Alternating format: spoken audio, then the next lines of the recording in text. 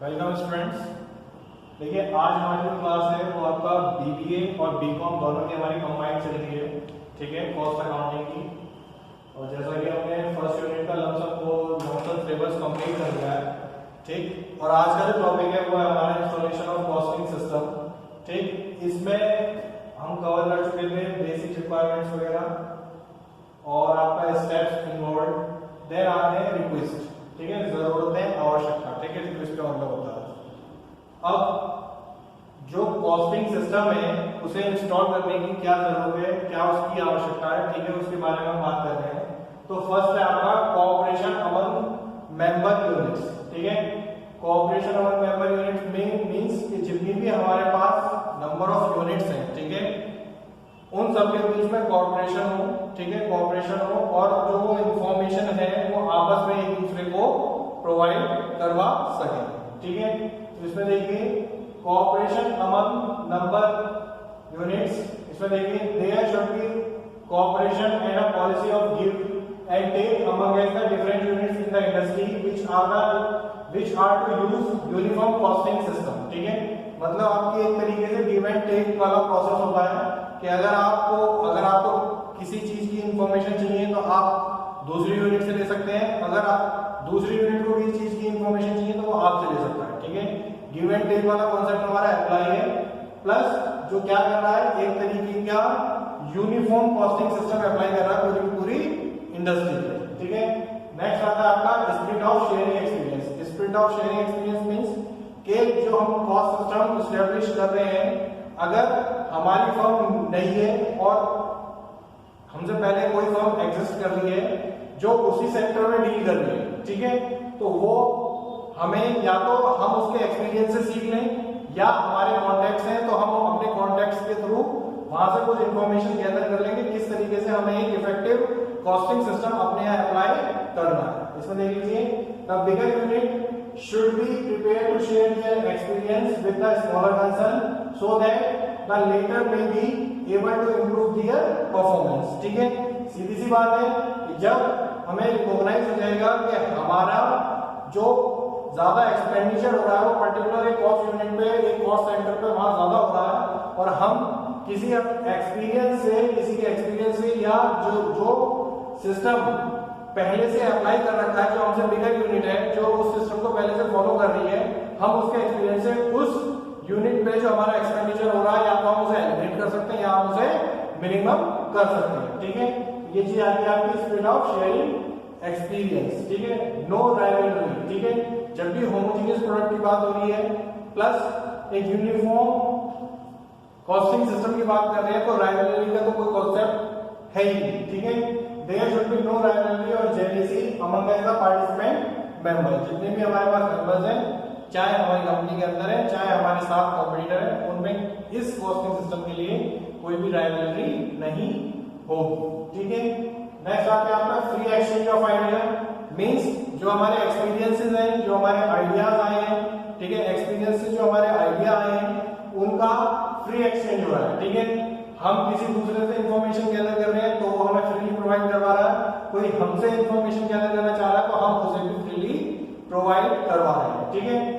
Ideas should be freely exchange among the participant members in order to enable them to जज their efficiency with reference to other units, ठीक है। Means क्या है कि जो उनकी एफिशिएंसी है वो किससे जज की जा रही है, उनके आइडिया जनरेशन से, ठीक है, उनके आइडिया जनरेशन से किस तरीके की उस थिंकिंग परसेप्शन है उनकी कॉस्टिंग सिस्टम को लेके, किस तरीके से वो अपने कॉस्ट सिस्टम को इंप्लीमेंट करेंगे अपनी फर्म में और कितना वो उस तरीके से कितना लॉन्ग टर्म अपनी फर्म को सर्वाइव करवा पाएंगे, ठीक है। नेक्स्ट आता है आपका levelling the key factors. Levelling the key factors means जो भी आपके कॉस्टिंग सिस्टम के जो हमारे रूल्स एंड रेगुलेशंस हैं, परफॉर्मेंस हैं, वो हमारे की फैक्टर्स होते हैं और जब भी कोई हम काम करेंगे तो वो यूनिवर्सल वे में काम होगा, प्लस जो भी काम हो रहा है वो हमारे सर्टेन परफॉर्मा या रूल्स एंड रेगुलेशंस के रिगार्डिंग उनके अकॉर्डिंग ही होगा, ठीक है। तो इसमें देख लीजिए certain key factors such as method of production, ठीक है, सीधी बात है, जो आपका मेथड ऑफ प्रोडक्शन है, जो अदर कंपनीज का भी मेथड ऑफ प्रोडक्शन है उनको आप फॉलो कर रहे हैं। साइज ऑफ द ऑर्गेनाइजेशन, अगर हमारी इक्वल साइज है सबकी ऑर्गेनाइजेशन का, ठीक है, तो उस ऑर्गेनाइजेशन के साइज का भी इंपैक्ट किस पे पड़ रहा है, आपके कॉस्टिंग सिस्टम में, ठीक है। उतनी अगर छोटा साइज है तो कॉस्ट कम आएगी और बड़ा साइज है तो कॉस्ट ज्यादा आएगी, ठीक है। Methods and principle of costing accounting, ठीक है। मेथड और प्रिंसिपल क्या क्या फॉलो हो रहे हैं, आपने अपने लिए क्या बनाए हैं, और जो यूनिफॉर्म मेथड्स एंड प्रिंसिपल्स हैं वो उनमें से कौन कौन से आप अपने यहाँ फॉलो कर रहे हैं, ठीक है। These key factors will give different cost of different undertaking in the same industry, which will make cost comparison difficult, ठीक है।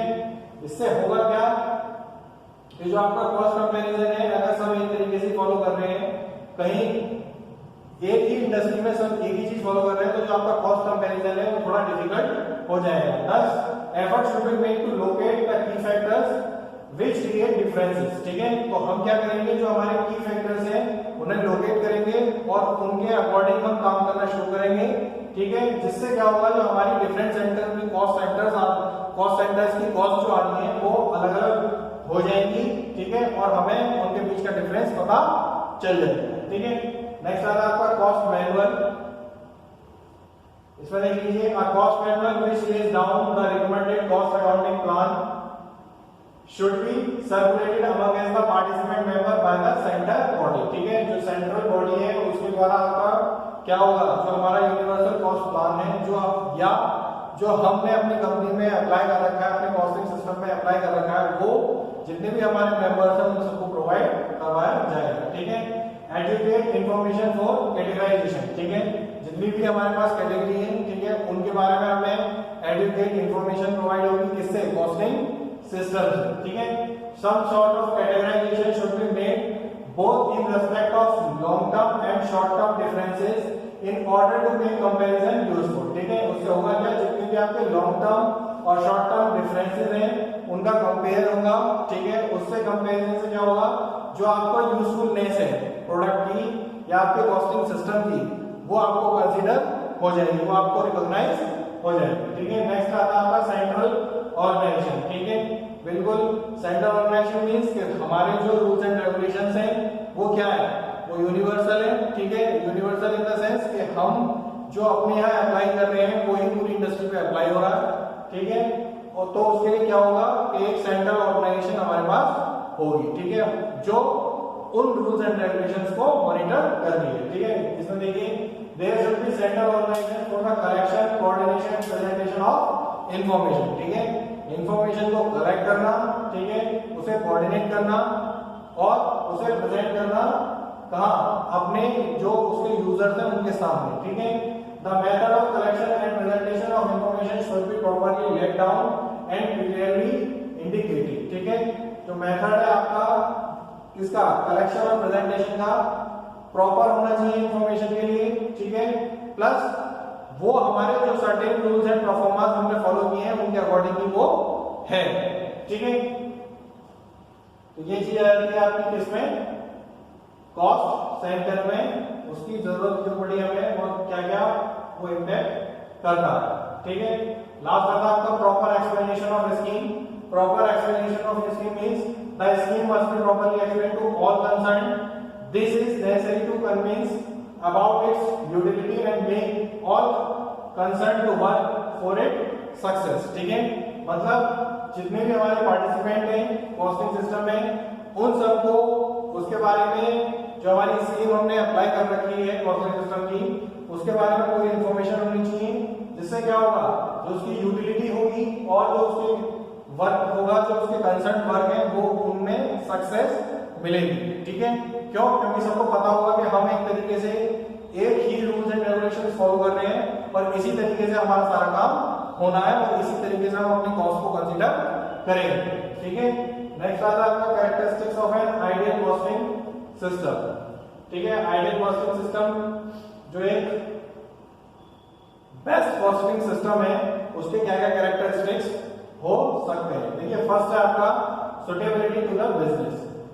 सबसे बड़ी बात है कि जो भी हम प्रोसीजर अपने यहाँ कॉस्टिंग का अप्लाई कर रहे हैं वो हमारे प्रोडक्ट के लिए और हमारे बिजनेस के लिए सुटेबल होना चाहिए, ठीक है।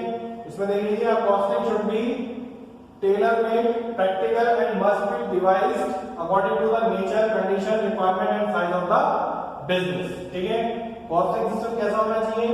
आपका प्रैक्टिकल होना चाहिए और जो हमारा बिजनेस है उसके नेचर के अकॉर्डिंग, उसकी कंडीशंस के अकॉर्डिंग और उसकी रिक्वायरमेंट और बिजनेस के साइज के अकॉर्डिंग वो होना चाहिए। ठीक है, मतलब कि हमारा जिस लेवल पर बिजनेस हो रहा है उन सब चीजों को वो कंसीडर करे और उन सबको वो एक प्रॉपर वे में अपने पास मैनेज करके पर्टिकुलर टाइम पीरियड का डेटा हमें शो करे। ठीक है, इस तरीके का हमारा कॉस्टिंग सिस्टम होना चाहिए। ठीक है, नेक्स्ट आता है आपका simplicity. Simplicity means easy to understand.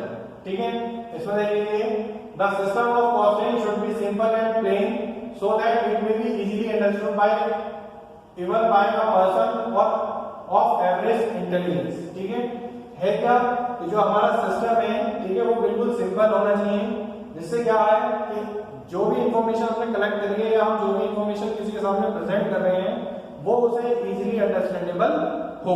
ठीक है, चाहे उसमें एवरेज इंटेलिजेंस का पर्सन है वो भी आराम से देख के समझ जाए कि हाँ इस प्रोडक्ट में इतनी कॉस्ट आ रही है, उसकी टोटल कॉस्ट नहीं है, उसका सेलिंग प्राइस हमने ये रखा है और उससे इतना प्रॉफिट सर्टेन टाइम का ये हो रहा है। नेक्स्ट आता है आपका flexibility. Flexibility means the system of costing must be flexible so that it may be changed according to change condition and circumstances। ठीक है, change condition and circumstances means कि जो सिस्टम है हमारा कॉस्ट अकाउंटिंग का वो फ्लेक्सिबल होना चाहिए। ठीक है, जैसे जैसे अगर हम रिक्वायरमेंट बढ़ा रहे हैं तो हम अपना जो कॉस्टिंग सिस्टम है उसका स्कोप भी हम एक्सपेंड कर सकें ताकि जो हमारा नंबर ऑफ प्रोडक्शन इंक्रीज हो रहा है वो उसको भी कंसीडर कर पाए। ठीक है, वो चीज आती है आपके इसमें फ्लेक्सिबिलिटी में। The system without such flexibility will be outmoded because of fast changes in business and industry. Thus the system must have the capacity of expansion और कंट्रैक्शन विदाउट मच चेंज। ठीक है, मतलब ज्यादा चेंज ना होंगे, जो हमारा सिस्टम है वो इस तरीके की फ्लेक्सिबिलिटी अपने अंदर इंप्लीमेंट करे कि वो टाइम के अकॉर्डिंग अपने आप को एक्सपेंड करता रहे। ठीक है, जिस तरीके से हमारा बिजनेस एक्सपेंड हो रहा है उसी तरीके से वो भी एक्सपेंड होता रहे। ठीक है, नेक्स्ट आता है आपका इकोनॉमिकल।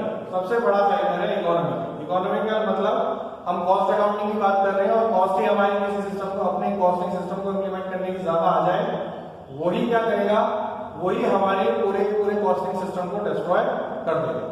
ठीक है, तो हमारा जो कॉस्टिंग सिस्टम है, costing system is like other economic goods, it cost money just like economic goods. ठीक है, जैसे आप जो भी गुड्स प्रोड्यूस कर रहे हैं उसमें जो आपका एक्सपेंडिचर हो रहा है, ठीक उसी तरीके से आप जो कॉस्टिंग सिस्टम इंप्लीमेंट कर रहे हैं अपने यहाँ, जो आपने एस्टेब्लिश किया है, उसे कवर करने में, उसे रन करने के लिए भी आप एक्सपेंडिचर उसमें कर रहे हैं। ठीक है, if the system is too expensive, management में बी अनविलिंग टू पे as buyer are not willing to pay for the goods if these are expensive as compared to their utility। ठीक है, जो हमारे कॉस्टिंग सिस्टम की utility है उसके comparison में जो हमारा कॉस्टिंग सिस्टम है वो लेस इकोनॉमिकल होना चाहिए। ठीक है, तभी वो हमारे पास सर्वाइव कर पाएगा, अदरवाइज जो हमारा मैनेजमेंट है उसे सर्वाइव नहीं करेंगे और वो उसे एलिमिनेट कर देंगे। ठीक है, नेक्स्ट आता है आपका कंपेरेबिलिटी।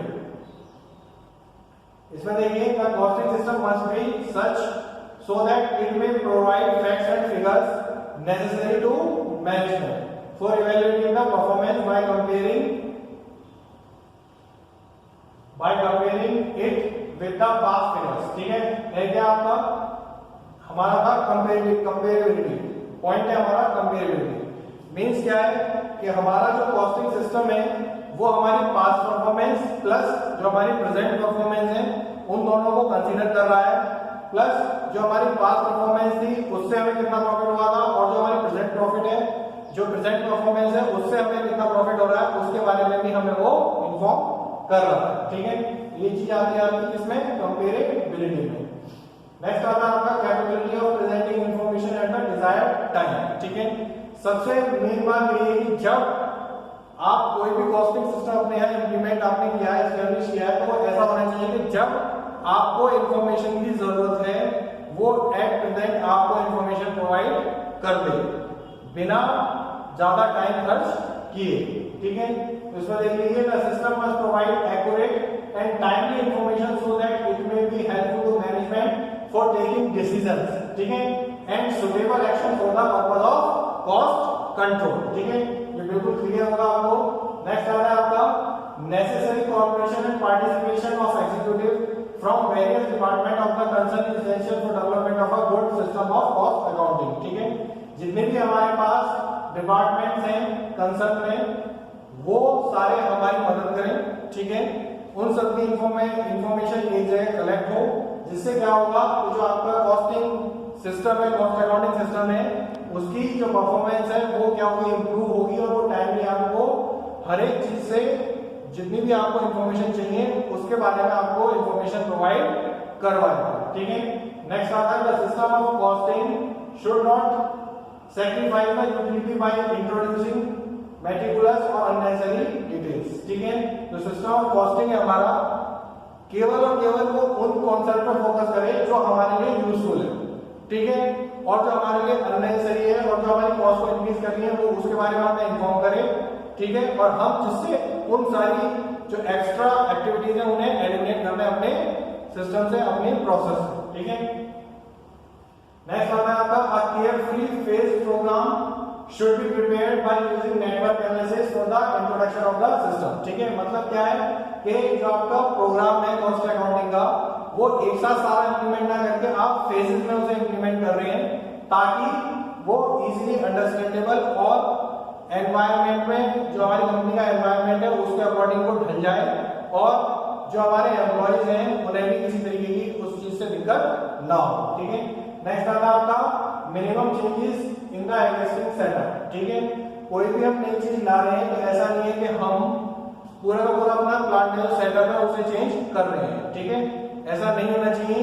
कॉस्टिंग सिस्टम के केस में क्या है, वो बहुत कम एनवायरनमेंट इफेक्ट कर रहा है, ठीक है, और जो हमारा एग्जिस्टिंग सेटअप है उसी में वो एब्जॉर्ब हो जा रहा है और उसी के अकॉर्डिंग वो अपना वर्क करके हमें दिखा रहा है, ठीक है। नेक्स्ट आपका यूनिफॉर्मिटी ऑफ फॉर्म्स, ठीक है।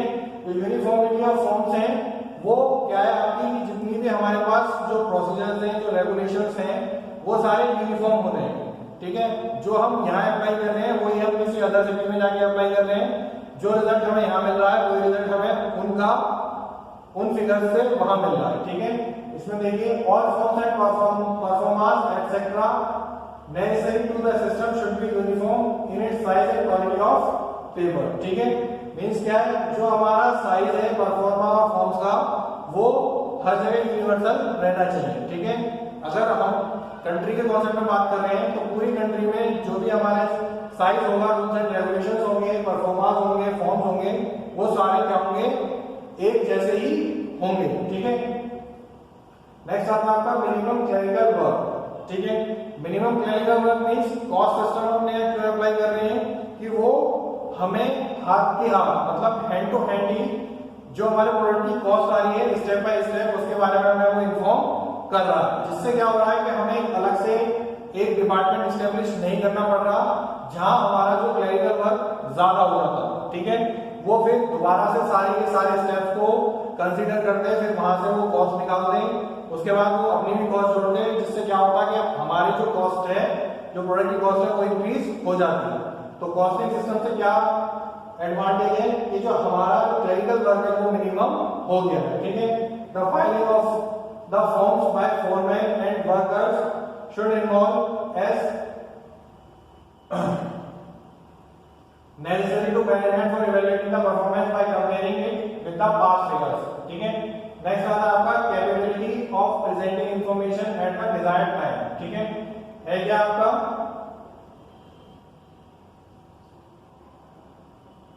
मिनिमम क्लरिकल वर्क हो गया। मिनिमम क्लरिकल वर्क में क्या है, the filing of the forms by foreman and workers should involve as little clerical work as possible as most of workers are not well educated, ठीक है। उस पे मतलब हर वर्कर के लिए अलग अलग से क्लरिकल वर्क नहीं होगा, मतलब हमने कोई ऐसी टेक्निक यूज कर रखी है कि अगर जिस टाइम को आ रहे हैं वो ऑटोमेटिक एंट्री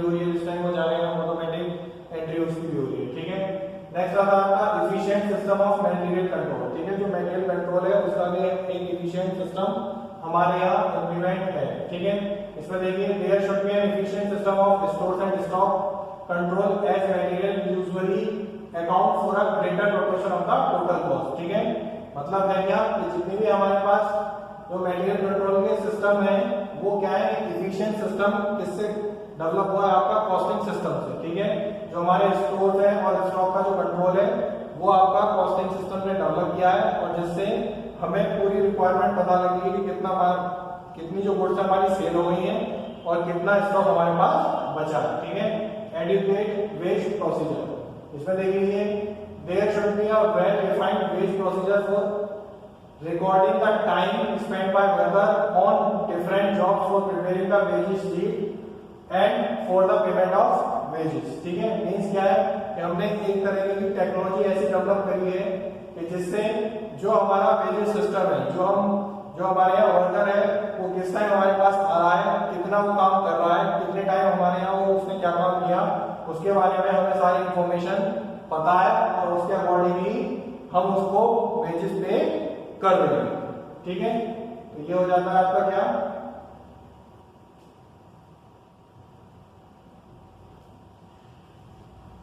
ये हो गया आपका characteristics of ideal costing system, ठीक है। और आज हमने क्या पढ़ लिया, आज हमने रिक्वेस्ट पढ़ ली कॉस्टिंग सिस्टम की, और दूसरा हमने पढ़ा characteristics of ideal costing system, ठीक है। तो ये हमने दो टॉपिक हमारे कंप्लीट हो गए, ठीक है। लमसम हमारी फर्स्ट यूनिट कंप्लीट होने वाली है, ठीक है। तो आप भी इसे पढ़ते रहिए और रेगुलर वीडियोस के टच में रहिए। तो आज की क्लास को हम यहीं वाइंड अप कर रहे हैं। I hope you will understand all the concept. So thank you class.